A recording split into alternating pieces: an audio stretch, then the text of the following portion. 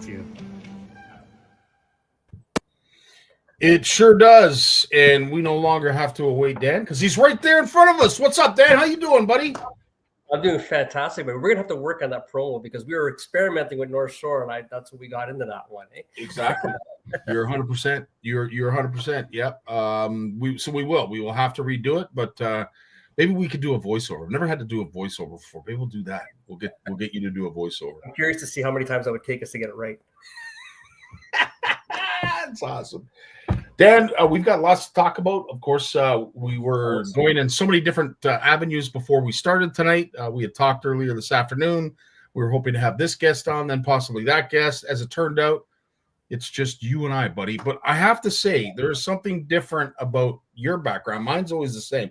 But, dude, I didn't realize you were that handy, man. Look at that behind you. That is incredible. I'm not just handsome. I'm very handy. Yeah, it's a little project I've been working the last 2 months because I needed an office space and we needed some more guest storage area for when people come over and visit. So my fruits of my labor, I've gotten this all done. So, and nobody else has had the privilege of being up at Dan's place unless you have, and you've seen the garage and you know what the garage looked like before this. I went up there when it was all like 2x4s and some plywood. What you've managed to do, you got a 3-piece bathroom in the back. Well, listen, regardless of what happens with this tournament, I think you're going to be a very successful guide when in fact that starts to happen. Anyway, I think we're going to give her a go for sure this year. That's for great step in the right direction. And Richard Dunlop, if he's watching, I bet you there's a few on here. Richard, are you watching? Yes. This is the guy here. This is the guy here that I see being your first customer. Perfect. Yeah, that's who I see being your first customer up there. And when I say Richard, you will love the Spanish area. If you love Horwood, you're going to love this place, I'll tell you. Woo! It's amazing here. I could go on all day about that. And like it gets to the point where you're going out fishing and I said, you know what, we got to do a big detour because it drastically changes. You go through Little Detroit, you do all these avenues, and it's just amazing. And I could easily spend a whole day touring out here, just showing people around. And that's a video for another day. True enough. But I will say it's fish like this that draw people to the North Channel and the Spanish area particularly. Fish like this are a possibility. I hate to coin a phrase like Bob Azuni, but Bob Azuni couldn't have said it any better. And out of respect for him, I'm going to say the exact same. If you get a chance to head up to the Spanish area, don't pass it up.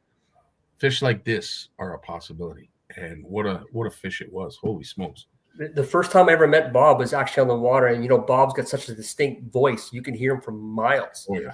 And I remember I was in Vance's Bay, which is like right beside Brenner Harbor Resort. And that's where he was actually with that weekend.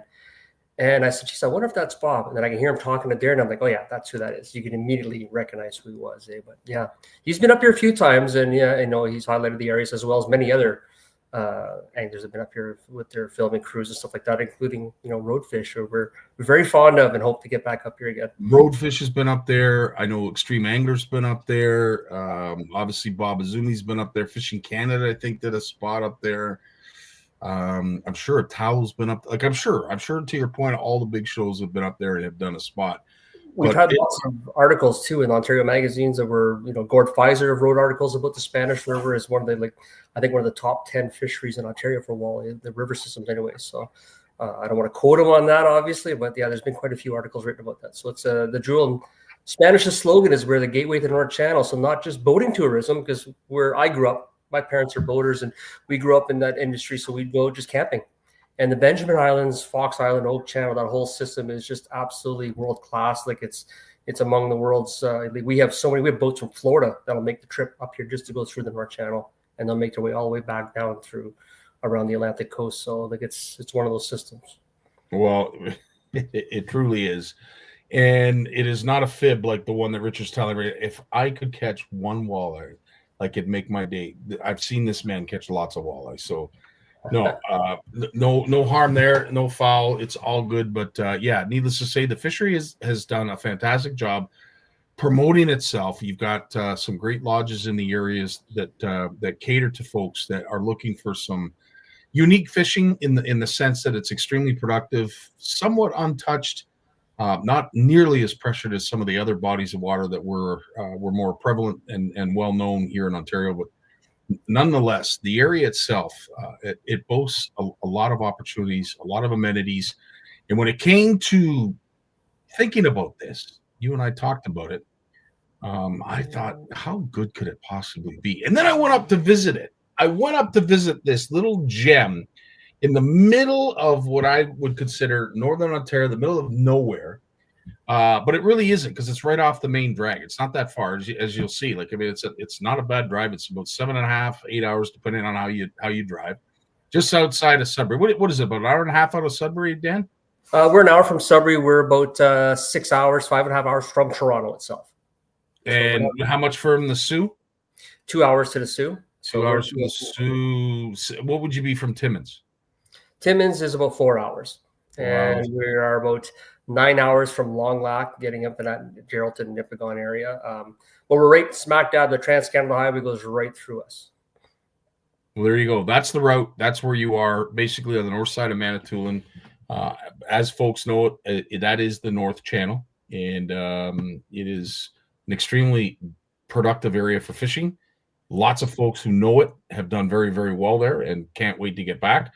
But it's unique in the sense that the pressure is not something that you would see, say, typically on Lake Erie or Bay of Quinte, for that matter, or some of the other places, Dan, that you fish up in the north that are heavily pressured. This is one area that I can honestly say, even when you and I went out, there was, 7, 8 other boats in that huge area the day that we were out there. So, During the spring up here is the most pressured. It's easy to come out here and there'll be, 100 some odd boats stretched in. Most people are congested into the river, which is zone 10. That usually opens on May Long. But yeah, when we come up here, for me, a busy day out here is like 30 boats, and we're scattered over 20 square miles kind of thing. So there's easy to get away from people. The fish are everywhere. And not only that, not just the walleye, the muskie fishing is phenomenal up here, and as well as the smallmouth fishery is really extremely well up here. It is what I would consider a predator's heaven. It's a heaven for predators, is what it is. It is a unique spot for anything that's got a toothy mouth, toothy jaw, or even those that you will see do very, very well in the big water. So, even lake trout, salmon, rainbow trout. I know there's quite a rainbow trout fishery on the north side of Manitoulin Island that you had mentioned. But yeah, catching smallmouth bass, catching pike, catching muskie, some of the trout species, and of course the beloved walleye. I know in our rules, Dan, and I know I'm jumping ahead a little bit. In our rules, we had mentioned that sauger was actually part of it as well. Do you typically catch much sauger up there or no? No, I really can't say that I've ever caught one or paid attention that we recognize that I have caught one, but we naturally, they do consider it as part of their range. So you can't exclude the fact that they may be here. Right. But no, it's not something that I've really paid attention to. There's a population in Lake Michigan, and when you look at Lake Michigan, Lake Huron, it's really the same body of water. So theoretically, they can be here. And if someone said I caught a sauger, I wouldn't be shocked whatsoever. Just like I said, that's not something I really paid attention to. When you're targeting 30-inch walleyes, I've never heard of a sauger get that big in my life. No, can't say I have either. But let's just say I would not be like you. I would not be the least bit surprised if a 30-inch came to the weigh scale in September. Yeah. So, speaking of which, of course, this is, the North Channel Walleye Open. We are announcing it. It is official. It is actually a go. As we saw in the intro, we had our first signed boat. That was Steve and Kevin, I believe, that signed up. Steve Gravel and Kevin Robideau. So they were quick to jump on, and we were gaining more. We're happy to say that. Most recently we have had Alex Poliquin and his partner sign up. I forget his partner's name, and so it's nice to see people from Hearst coming down. So we have local and a team from Hearst, and Hearst I think is about 6 hours away from here. Jeez, man. Yeah. So well, the one thing I do look forward to this, Dan, not just to see the walleye, because everybody that knows me knows I love walleye, but the anglers. The one thing I will say about you northern anglers, and maybe it's just walleye, I don't know. I hope that some bass anglers can prove me wrong, but there's something to be said about what you guys do up there, not only to encourage the brand that you are fishing, whether it's Duberville, whether it's Hearst, whether it's Matagami. You guys do a great job selling the venue, selling, the municipality, the people that volunteer their time, but just the anglers in general, the support group that is the anglers is truly what drew me to the north, and I'm really looking forward to rubbing shoulders with them again this year. I'm really excited because this is my hometown. I'm born and raised here, and I've been bragging about it and going off for years.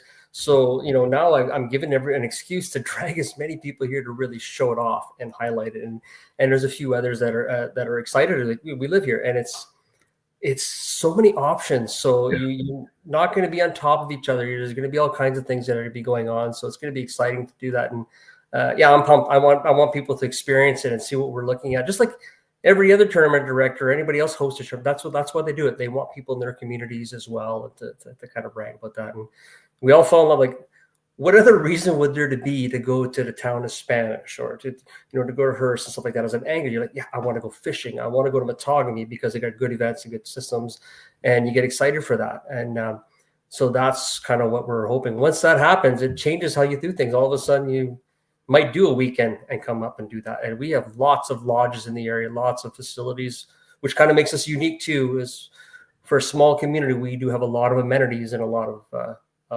capabilities for everybody to have a good time around here.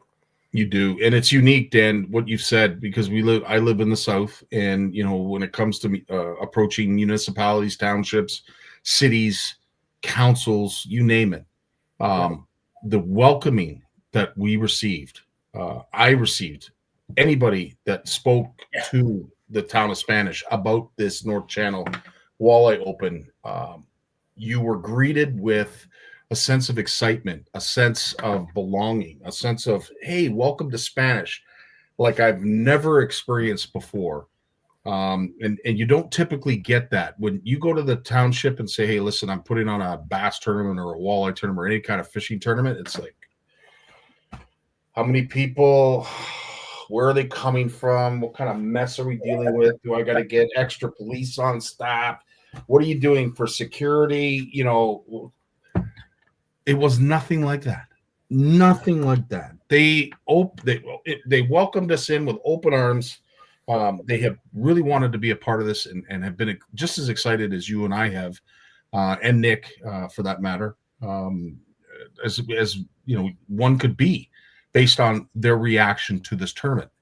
I know it's going to hopefully bring in a lot of revenue for the town. That's not why we're doing it, but to see, the excitement from them, for me, that was a win-win. Like, it was kind of like, okay, this is actually going too well.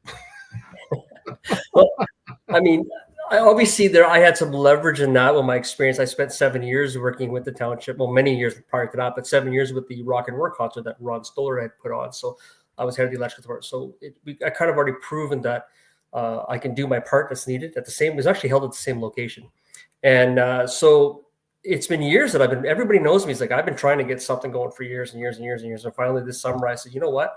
I got to go to the township. I got to go talk to Pam Lawrence. He's the CFO for the Township of Spanish. And she said, no problem. Let's have a meeting. And I was quickly, her and Lisa and Jesse were there. We got along. And that's the thing too. It's such a small town. I know everybody. Like the mayor, Karen Bobakar, she's my accountant. Deborah and I went to high school together. So it's a small community. So they wanted me to go to the council meeting, which I did. And it was more like, okay, I'm preparing to pitch the idea to them, like you're saying. No, it was the exact opposite. They were like, we're 100% behind us. What else do you think we're doing? And I was like, oh, wow, this is really exciting. I'm happy.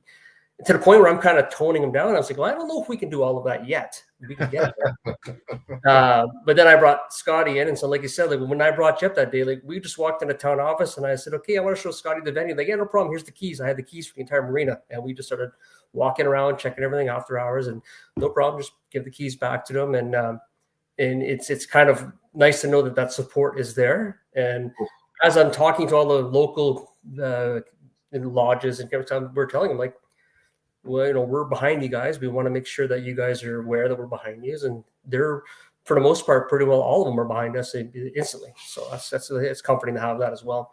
Well, what we're going to do here at the POW'er Hour is obviously we're leading up to the tournament. We're going to be giving announcements, updates, any new cool things. We'll probably be doing some early bird draws as well. So there's lots still to discuss. What we'll do is just a quick oversight because Dan has put together the rules. I know I still have to go through them, but from what I saw, they look fantastic. But before we get into some of the finer details, we'll just sort of talk about it from a generalized overview. And the reason we're doing that is just, I don't know where people's heads are. With everything that's going on in the world, things are difficult to plan. I know folks have a routine. They sometimes have a tradition. Things like this that are new, they might seem kind of cool and you want to be a part of it, but I totally understand when it comes to scheduling that you can't go to everything. We're going to start talking about it early enough so that if you are planning or perhaps you are waiting to plan, we're going to wet your whistle as best as we can, not only to see you up there as a spectator or even a participant, but just a supporter. And there's lots of opportunities to do all three if you so choose. And what we're talking about, of course, is the North Channel Walleye Open. It is going to be run September 19th to the 20th up in Spanish, based on an 80-boat field. We're hoping to hand out $43K in cash and prizes.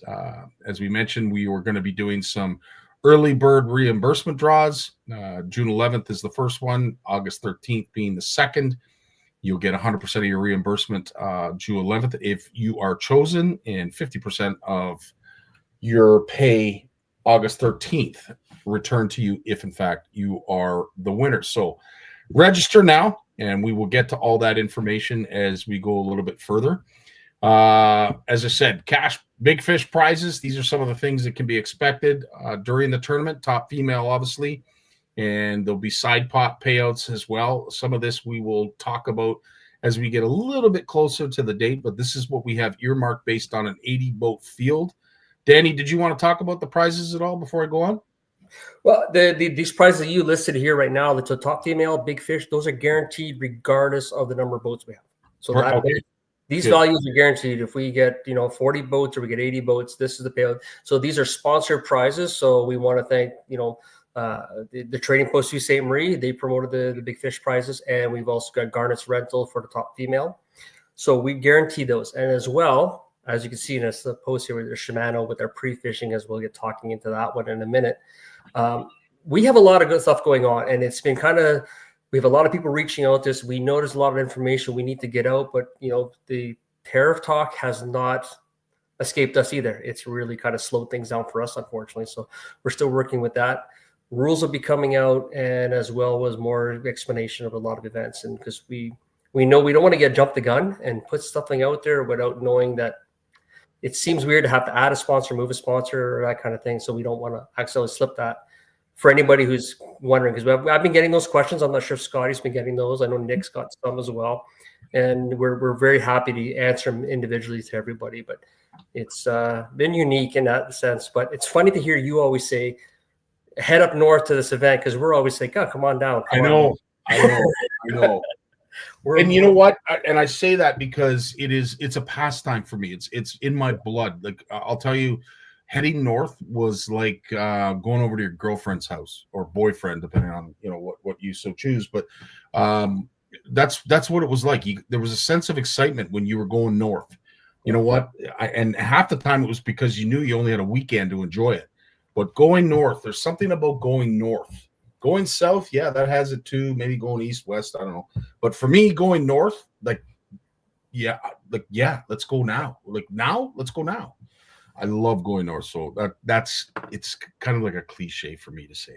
It's a slowdown. I feel the same thing. I could go spend a week in Toronto, and you're kind of excited at first because we get all the hustle and bustle, we get to do all this stuff. Anything's at your fingertips, right? Yeah. And after 4 or 5 days, when I'm coming home, I'm like, okay, I'm excited to get home. I'm excited to get back up here. The reason why I live here full time, and you can immediately kind of feel that shift. You're slowing things down, and for me, well, my definition of busy can be very different from yours. I'll tell you that. True. So as we mentioned, of course, this is the date. That's the cash prizes. We're hoping for an 80-boat field. Dan's pretty sure we'll get that. If not, maybe a few more. So fingers crossed on that. As I said, these are the payouts. Whether it's an 80-boat field or an 8-boat field, these are the guaranteed payouts, as Danny just mentioned. These are the cash prizes. These, however, are based on an 80 boat field. So first place will be taking home 12 grand, second place 7. Now, of course, Dan, if we say get 90 boats registered, will we see a different or a change in the cash prizes? Absolutely, we'll be increasing that, and we're also, like I said, we are currently still working with sponsorships and stuff like that. The talks have already been engaged, and they're heading in the right direction. So that may help us increase that as well. So it's both going in the right direction for that kind of thing, so we can actually get more. That's awesome. So what I would love to do is answer people's questions if you have them. If we can answer them, we certainly will. But if what we will do this, and the reason we're going to be doing this going forward, is basically to be here to answer any questions, so that come event day, everybody is as versed as we are, so that all we have to do is have fun and catch fish. Just that simple. Absolutely. Yeah, Richard, you're with me, dude. Love the North, 100%. Can't get enough of it. I would love to. I want to say this is Kit Porteous, but I don't know. I don't know who this is. Can the same angler catch both overs during the event? I don't think it's Kit. That is a good question. We have to follow the MNRF rules. So technically speaking, you're in possession of the fish. So no, each angler, it has to be caught by their own, because you're catching an over. So technically, under the letters of the law, we're in possession of our 1 under and our 1 over. So that's where we're at. 100%. Oh, Dustin. Oh, okay. Sorry. Dustin, thanks for that. I've seen you come on. I love some of your comments. Love the positivity. I love it. Dustin should know that answer, because I know he fishes the other events, and it's the same rule for zone 8 for every other zone. You're only allowed the 1 fish. So good question. I give you credit. I give you credit for that. Obviously, the thing, Dan, that we're doing differently than other tournaments, which is something that I have to say I certainly thought of, and it came to my mind when I was up at Duverville, and I was seeing the quality of fish that was being caught during the pre-fish, and we call it pre-fish. It's basically just fishing done prior to the tournament. People go out to try and spot and hope that the fish that they're marking, or they caught, say, last year at the tournament, are still in the same place. But at the end of the day, you're going out there to find the fish. Some guys and gals came back to the weigh scale in Duverville especially and said, "Oh, geez, I wish this was the pre-fish, because I caught a bunch of giants." And I kept that. And you were, you were one of them. Yeah. So when Nick mentioned it and said, what about having a pre-fish tournament? I was like, yeah, buddy, absolutely. That would be absolutely brilliant. Brilliant idea. I love the idea. That is what we are going to be doing. And the cool part about this is we already have this established. Yeah. So the pre-fish, we are lucky to say that the good folks over at Anglers Atlas are going to help us out. So if you guys are interested to learn a little bit more, head over to the website. That is the webpage there. That's all you need to know. But Anglers Atlas is going to be the app that we're going to be using. Okay. Yes. It's called the MyCatch app. And the MyCatch app which is sponsored by Anglers Atlas, is going to be able to record all of the fish that we are catching during the pre-fish. Now, we have it set up that we are going to be awarding top 3 fish caught, Dan, or is it a combination of the top 3 fish caught? So we will be awarding. So Anglers Atlas is a length-based competition. So the longest walleye wins. So we already know, we're already going to know all the teams. So everybody who's registered for the event, paid in full and registered for the event, you are automatically in this tournament. You get the fish, it's for free. If you choose to not enter a fish, that's on you. But if you want to enter a fish, then you can potentially win one of these prizes. So it'll be teams. So we're going to be, first place will win. I can't remember the reels. You have the question. I think it's 2 Van Force for first. We'll get to the prizes. But you've done a great job explaining. Okay, good. So we'll get to that. So for example, if you're fishing, because sometimes you get situations like myself where I pre-fish by myself, but my partner will benefit from me winning it. But if you have teams where some teams will separate, they'll fish in their own boats and they'll pre-fish together. Well, if Angler A gets a 30 and Angler B gets a 29, well, it's a 30 that's recognizing them. The 29 won't count. and fish are colorable and they move through it. Anglers Atlas is an extremely easy app to use. I've used it for Walleye Wars for the whole existence in Ontario. I've also done some other ice fishing events with them. There's currently a good one going on right now for Zone 10 up here, which is a walleye lake trout event, which is happening right now. So people, Manitou and Sudbury, Sault Ste. Marie, get on it. So it's easy to enter the fish and catch and release, all that kind of good stuff happens in that there. So it's and they take care of it. They're pretty quick at it. It doesn't take long for it to be updated on a smaller event. Like sure, they should be pretty quick. So we get 5 additional tournament days basically for a prize. While you're pre-fishing, that's open to you. And I have seen it. I have been beaten in Walleye Wars on the last day within the last hour for the day one for that day's originally they got beat. That's that Riley. I think it's Dosa tells his name. He's up from Lake of the Woods, and he's a hot stick. He's done really well up there.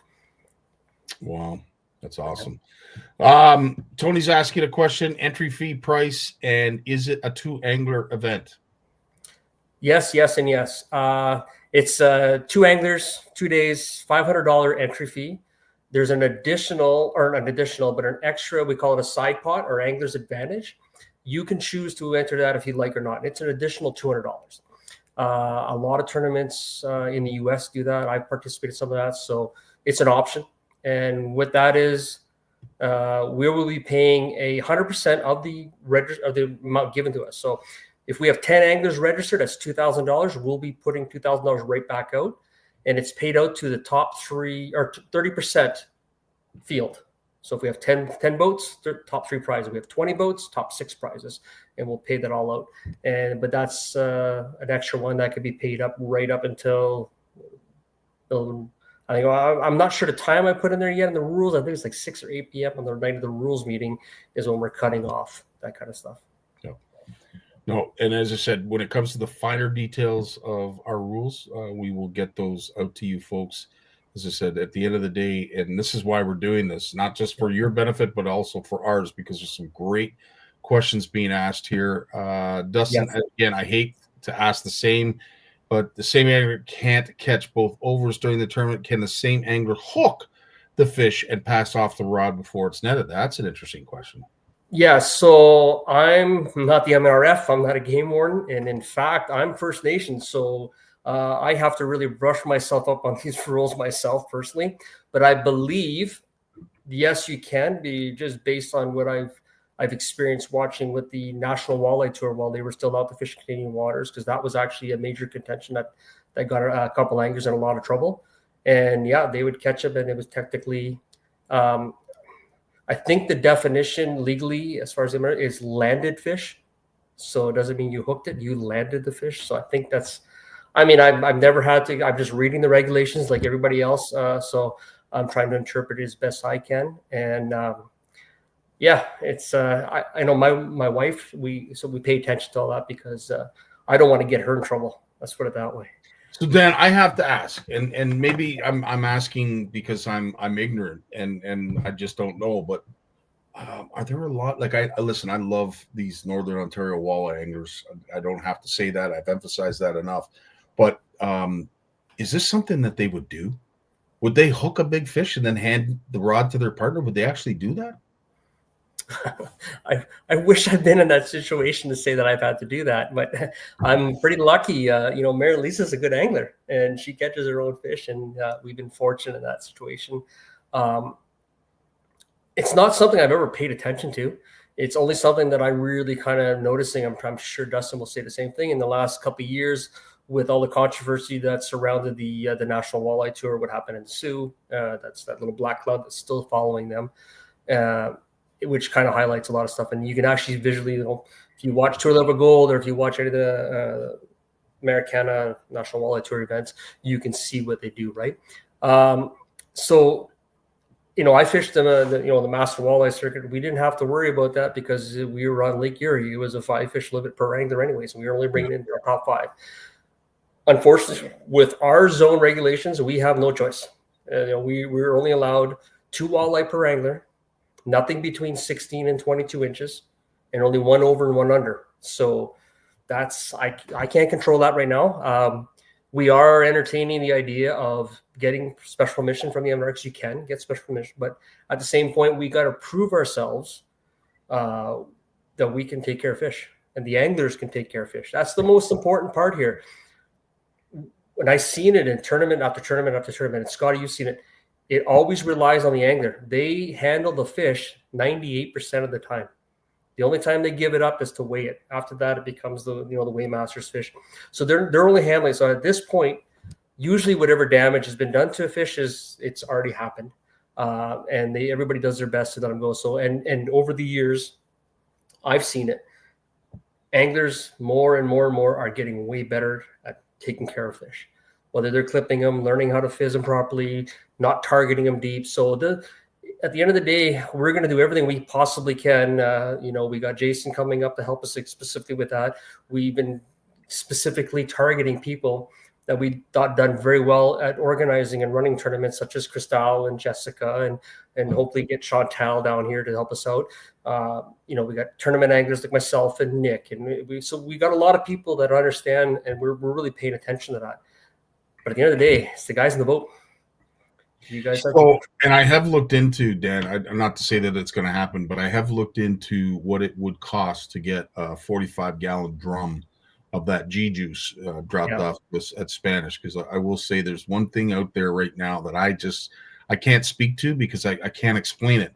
But G juice is just one of those wonder I won't say drugs, but wonder solutions that are magical because they keep fish alive. And how it's done, how it works, I have no idea. All I know is you can't get enough of that stuff.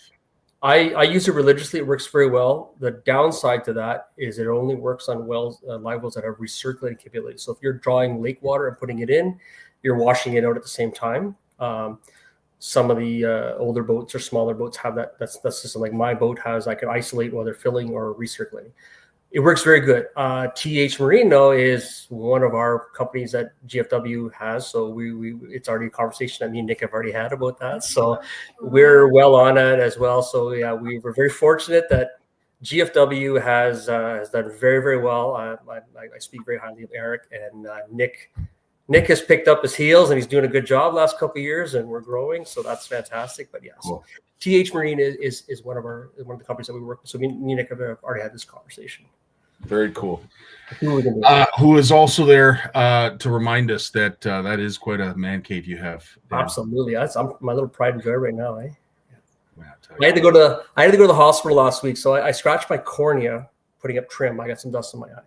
And so I was extremely light sensitive. So Mary Lisa had to drive me to the hospital at 4 a.m. because that was the night when I got worse.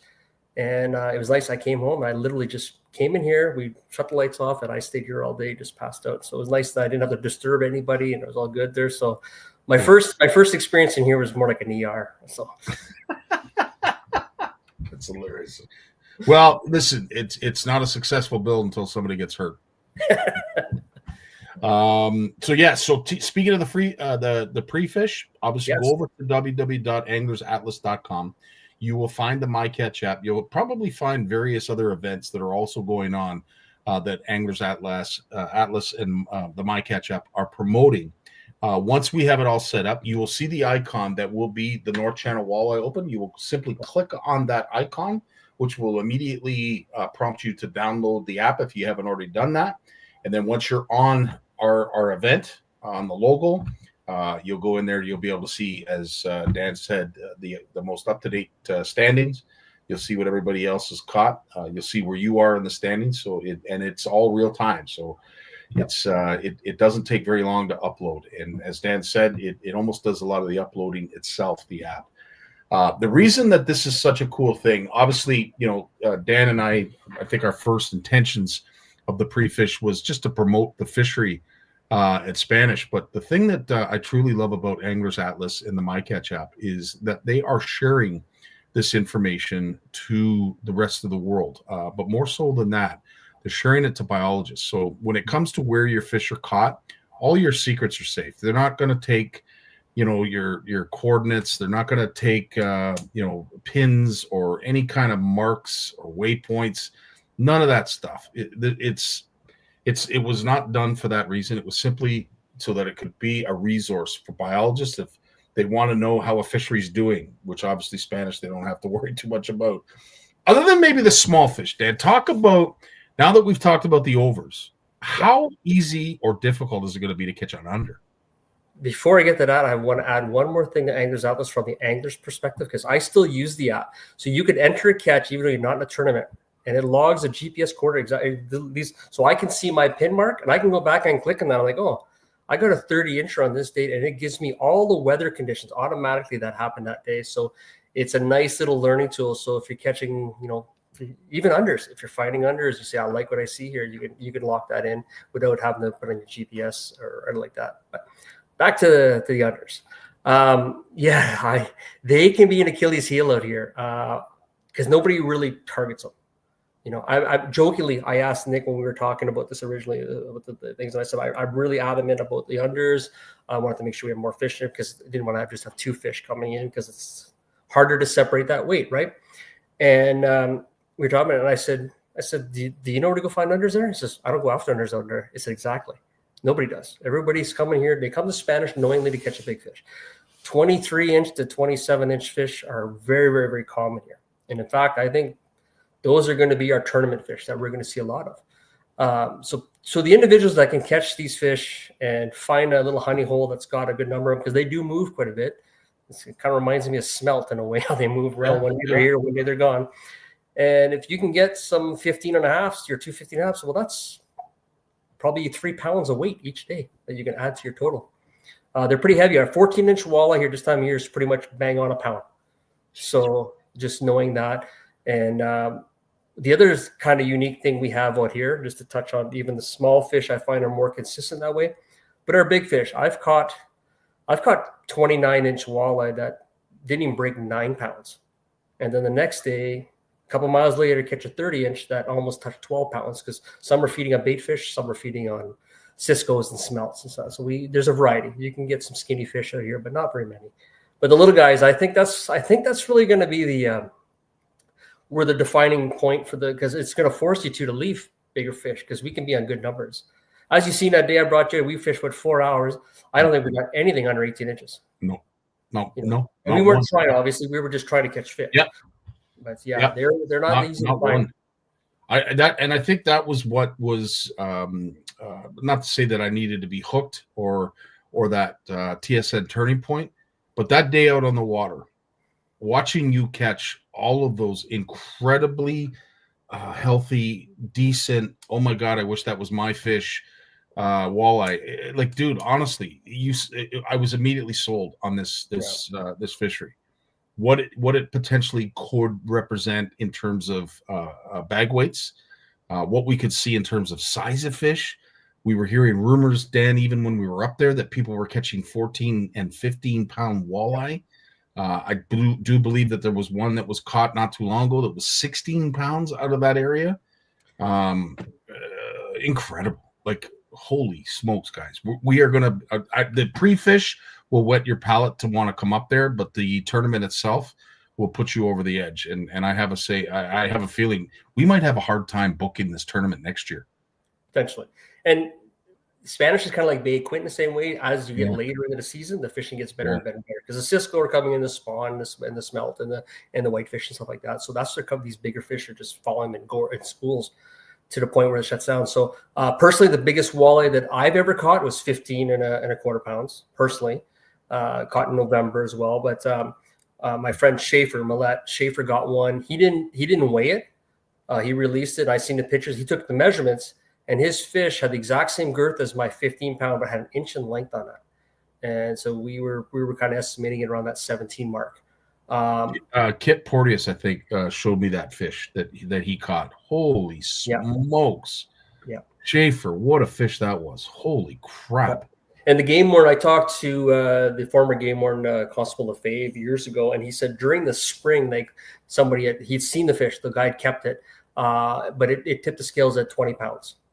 And it was the game warden physically seen it. It was coming up to spawn. It was a pre-spawn walleye, but he said that was about I'd say 10, 11 years ago. So, back in the day when I had the luxury, honor, privilege, whatever you want to say, to help out various groups when it came to taking the eggs and milt out of the walleye for the sake of the hatcheries, whether they were government or private owned. Yeah. I was able to handle a lot of walleye. I was able to, pick up and I wish we had smartphones because, you talk about a 20-pounder and I know, a lot of people right now are going, come on, there's no way. I remember back in the day, especially in the Talbot, there was, I'm not going to say there was a boatload or a truckload of them by no means, but there was probably half a dozen fish that came up that river, got stuck at the dam that we had the pleasure of electrofishing or electroshocking, if you will, and taking them out and getting the eggs that I held. And I've had the luxury of handling a couple double-digit walleye in my day, and I remember some of those fish that we took eggs out of. If they were an ounce, they were 20 pounds. They were absolutely enormous. And the Talbot was always famous for big walleye, like the Bay of Quinte. You wouldn't get the numbers that the Bay of Quinte did, but Talbot always had quality big hens that would show up in the spring. And to your point, as crazy as it may seem to discuss a 20-pound walleye, it's not out of the realm of possibility because I swear, to your point, I've seen them myself. So it's nice to hear them there. Yeah, I want to say we had the MNR spend a lot of years. They were doing angler surveys, and they had people. They spent like 3 summers, I think, in a row, and they were constantly out. And I used to look forward. I used to like them when they pop in, and we had a lot of conversations with that because I know it greatly affects the regulations here. So I want to make sure that I'm providing as much information as I can, so that they're kind of getting it right, so it doesn't hurt our fishery. And we go out in places like that, and when you get out there, it was so unique to see. When you're talking to them, they were sharing information with me in a sense, and you start realizing, well, I know guys are netting, they were here, and guys are catching fish here, and you start going through all that situation like that. So when you start seeing more and more anglers coming in here, you start finding out guys are catching fish. Like, I never even thought about fishing because I'm one guy, and you start racing out there, but you start realizing that, talking to my grandfathers and stuff like that, when they were, we used to catch fish here, and it was always, we caught fish there in November. Well, I'm realizing more now. You don't fish by the calendar anymore. You pay attention to your water temperature and bait movements and stuff like that. So with the technology now, it really changes. Like that day I brought you, we probably seen thousands of walleye that day, thousands. And we got into that one spot. Remember, we couldn't get them to bite. They wouldn't feed, and it was just 360 scan. Was just yes. There's a big difference between you that day and myself. At the end of the day, I want to say my chin kept getting in the way because every time I'd look at your live target, I'd look up there and I'd see the streaks, the bowling pins as they call them on forward facing sonar. I remember you looking back several times, like, are you seeing this? Dan, I can't take my freaking eyes off it. There are so many fish on that screen, it's ridiculous. And then to sit back there and go, anytime you guys want to bite, like, holy crap, man, like, you're all over the freaking screen. But yeah, well, you don't like the big guy? What did I do to you? Anyway, that's where you just turn the key, go to the next spot, and those ones are biting. But it's amazing because that we can see that now. So you start realizing you can share that information. So I see a bunch of fish here. They look at it, and it changes how they think of our fisheries. I know it's helped a lot here. Dan's saying that he probably has a picture of that fish. I'd love to see it again. I'm almost positive Kit showed it to me just because I had come on. Schaefer's fish, I got a picture of Schaefer's fish, and I got a replica of my 15. She's on the wall, which you've seen that one, and it's fortunate. It's funny because I was actually, because of the rentals, I've been moving stuff around, and I actually you kind of never say no to an opportunity, right? So in Fisherman Magazine has a master angler program. So you take a picture in summertime, and I did it for like 4 years in a row. And so I have like 3 master angler walleyes, and I have 1 northern pike that I got within that time frame. And I remember finding the certificate for one because I actually made in Fisherman Magazine with my 130. And it was the first 30 I never caught out here, believe it or not. It was 5-6 years ago. And it was 31 and a quarter. Wow. And it was just under 12 pounds. 2 months later, I catch a 31 and a quarter that tops at, or 31 and a half that top 15 pounds. So it just goes to show you how much they changed in that 2-month frame. That 12 pounder I caught, that was in like beginning of September. So that time frame, they're here and they're moving. Jeez, man. But yeah, it's fun when you start stumbling onto those little things and stuff going through. Like, not that I'm trying to gloat or brag or like that, but these the little achievements you kind of come across. And you're bragging so that others can come up and do the same. Like, at the end of the day, we're only saying this so that you folks can come up and brag too. That's it. No big secret to this. Getting back to the pre-fish tournament, obviously, as Dan and I have both mentioned, it is something that's unique, something that we're really excited about. And of course, when we mentioned it to the good folks over at Shimano, who have been big supporters of CFN, Lee and Bob both jumped on it with 2 feet and said, yes, absolutely, we want to be involved in this. So they stepped up in a big way. And of course, the third largest walleye to be caught during the pre-fish tournament will receive a cash prize. And let me get rid of that banner. Dan, just give me a second here. A cash prize of $200 for the boat, and you will receive 2 Noski reels. Great prize, probably my favorite dollar for dollar reel. I will say the second prize, I'm starting to really warm up to the Miraval, but that's our third place. Second place, as I just mentioned, will be the Miraval. It'll be a $300 cash prize shared amongst the boat, plus 2 Miraval reels. So for second place, that is, and I'm going to tell you, as much as I love my Noski, I'm having a hard time not loving the Miraval. It's a great, great reel. And then first place, Dan. First place. Yes. Oof, buddy. First place is a $500 cash prize shared amongst the boat and 2 Vanfords. This is a free tournament, and we got, I believe, with these reels and our cash prizes were almost $2,500, $3,000, and I know 90% positive. I'm just not saying anything yet that this prize pool is going to grow.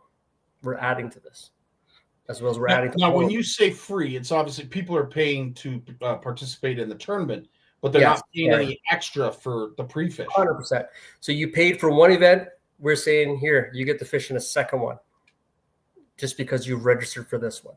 Absolutely. So for $500, you get to fish a 2-day event with at 80 boats, potentially winning $12,000.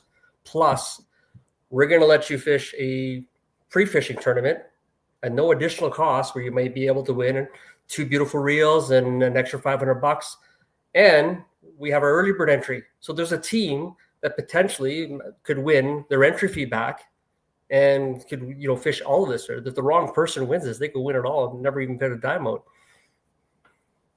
I say the wrong person because there's some people out there that are pretty good at this. Well, I will say this. I can't thank Shimano enough for all they've done for our community. Obviously, with this is it was unexpected, totally unexpected. And as I said, Lee, who represents Shimano and does so in this area, I have a feeling we might have a surprise visit from him, because I will say he was probably just as excited about this event as you, myself, and Nick have been. But needless to say, pre-fishing, as Dan mentioned, you sign up for the tournament. This is another tournament that goes along with it. You're not paying any extra for this, and you still have some great chances to win some really cool prizes. So, and baby. There's probably, like, just off the top of the head, Nick and I last time it was over, we were talking about this. Just off the top of the head, we probably rounded off about 40 teams that should be in this tournament. There should be 0 reasons why they're not participating in it, and lots of them we know they're going to be signing up, and because they do well out here. They already fish here. They do well between Sudbury and Sault Ste. Marie. There's already a lot of people. Like right now, ice fishing is well underway. I'll go to the marina tomorrow morning, and there's probably 30 trucks and trailers already there. And I think the last time I went out on the weekend, I probably seen between all the ice shacks and everybody out there was probably about 100 people out there, and they're all fishing like right within eyesight of the marina. So the fish are here. It's a good way to go. Dustin, I'm sorry to say, in your mind, there's great prizes that, because this is a family show, I can't even bring up, but there's just oodles and oodles of fun. But the prizes, you'll just have to imagine them for yourself. And aside from the prizes and everything else, we really haven't touched base. Like, it's an amazing venue. We're going to have a dance. We're going to have a band.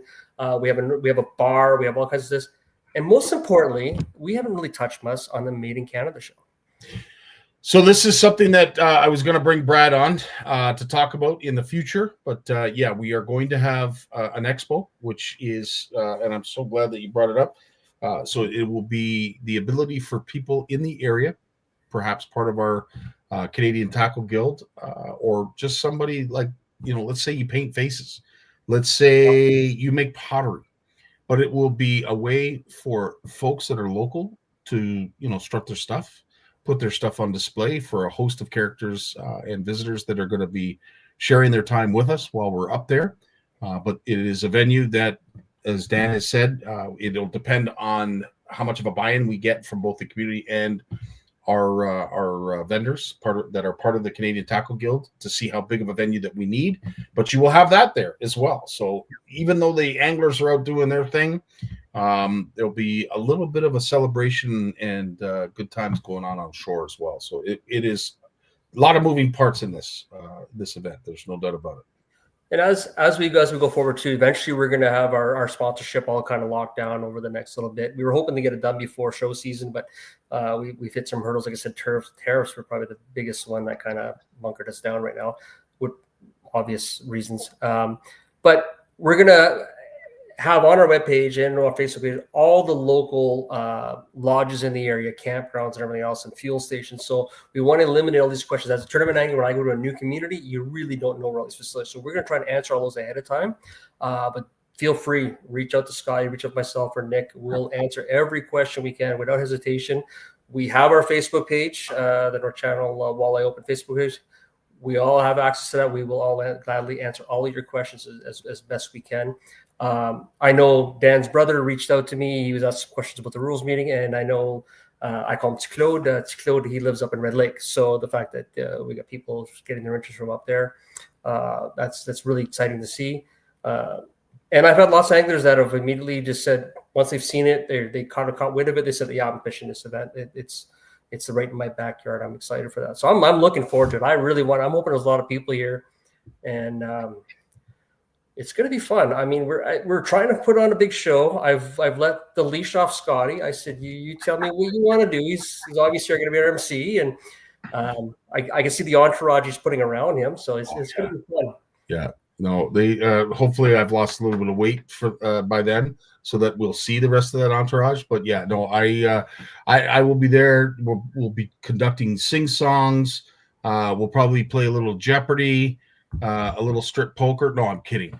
But needless to say, we will have fun. There will be fun. We will be busy. We'll be jumping around, moving around, but we're going to be on the move. And as I said, we will have as much fun as the anglers. I can guarantee you on that. And of course, folks that are already helping out in a big way to make it fun. I want again to shout out to the Trading Post, who stepped up almost immediately and offered up some prizes for the big fish. And of course, top female prize, Garnett's Rental. They stepped up on your behalf, Dan, right away, and offered up prizes for that. And of course, as we just mentioned about the pre-fish tournament from Shimano. Did you want to talk about those two first, the Trading Post and Garnett's? Absolutely, I do. In fact, I was just going to make the comment about the Garnett's, which is Tyler Gangan and his wife Georgie. And not only did he offer up the funds for this prize, he offered up his wife as a volunteer. So we got the whole gamut coming in, which I gladly accepted. I mean, we wouldn't hesitate to take that on. So, but Tyler is not only he owns rental, he fishes tournaments, and him and Sean will be fishing this event. So I'm excited to have them in here. And Mike Hudson he's turned out to be a good friend. He's been really well with us and the Sioux and stuff like that. He's got a beautiful facility up there. And I remember as soon as I told him, I said, "Mike, I'm starting a tournament. You going to sponsor me or what?" He said, "Yeah. What do you want?" I said, "This is what I want." He's like, "Okay." So that was that conversation right there, that we really didn't even have a tournament planned out yet, and he was already on board. So I can't thank him enough for that. And so we're working on. We have, I would say, 5 or 6 other sponsors that I'm itching to tie, but we just haven't been able to finish things that they're excited about. I'm excited about. Nick's excited. So I know you are, of course. And then we got so much going on with local sponsorship that we're trying to get that on. I guess we can talk about too with Waterfalls Lodge has jumped on board. So we thank them very much. They have jumped up and donated some stuff for us, as well as Vance's Camp, which is they were one of the first local ones to jump up. So Vance's Camp, actually, they've donated us a really nice prize. It's a 1 week stay for 2 in 2026. Wow. So that's fantastic. And as they get openings, or as we're going to keep broadly let people know what they have. So I may have jumped the gun on Scottie's plan with that there, but I just my no. What I it. will do though is I feel a little naked because I don't have a logo to go with, a graphic to go along with that. But I will make sure the next time we do this, I will. But that's awesome. Yeah, and for me, it's fun because my mom's maiden name is Vance, so the Vance is that's family. That most of them are all family members. In fact, I do. We did lose a family member last week. He lost his battle with cancer, so we paid tribute to Jim, who was actually a commercial fisherman in the area and ran the hotel in the area. So he'll be greatly missed, of course. But Vance's camp now is no longer owned by Rhonda. It's owned by somebody else, but they kept the name, so it's kind of nice to see all that and keep that going. But I grew up there. That's the marina I grew up at. Obviously some great questions, and thanks for all that, Dan, because of course we don't have the luxury of knowing the local group up there and support group that you guys have, but we can't mention it enough. So I'm glad that you're able to talk about it like you do. But in terms of recommendations for hotels, motels, or any other accommodations, Patrick, I will say this: we will do a fantastic job to steer you in the right direction. As it is right now, everything is open. There's nothing that's off limits. By all means, book away. I almost encourage you to do so. But I know Danny is going to be working on perhaps maybe booking sections, or at least getting perhaps a discount on the room. So there's still lots of things at play. But yeah, if you want to book and make sure that you've got a place at this event, do so. I'm not going to tell you no. Just know that there is possibly a possibility of savings in the future if you hold on. Yeah. So we're fortunate too when it comes to like RV sites. Obviously, we want the local campgrounds to get the first dibs at them. And I know a lot of them. I spoke to them. A lot of them are just currently already booked up. They have seasonal people that are not going anywhere. We had a temporary facility set up for the Rock and Roll concert, which I believe could handle 100 RVs, and we do have access to that. So we do have lots of room for RVs. We do know that some of the lodges have availabilities right now. Like I said, we're trying to see if they're interested in giving a discounted rates for those that are part of the facility. So we're working on that for everybody. But yeah, absolutely, feel free, reach out to us, and we'll do our best to set you up. And but before you get a place to stay, you need to register for the event. You got to make sure you're there. Amen. 100%.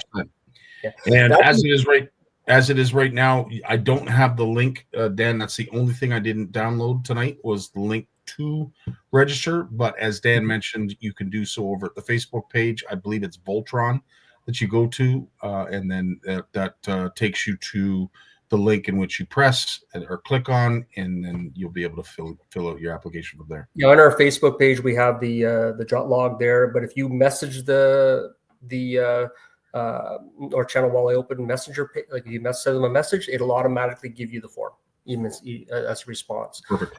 So we have that set up. I kind of lost my train of thought there for a second ago. I was going to say something. Oh yes, we're also capping the field. So 90 boats is our cap right now. That's what we're going on. So this isn't just an unlimited thing. So if you're thinking about it, once it starts going, we're going to have stop it at 90.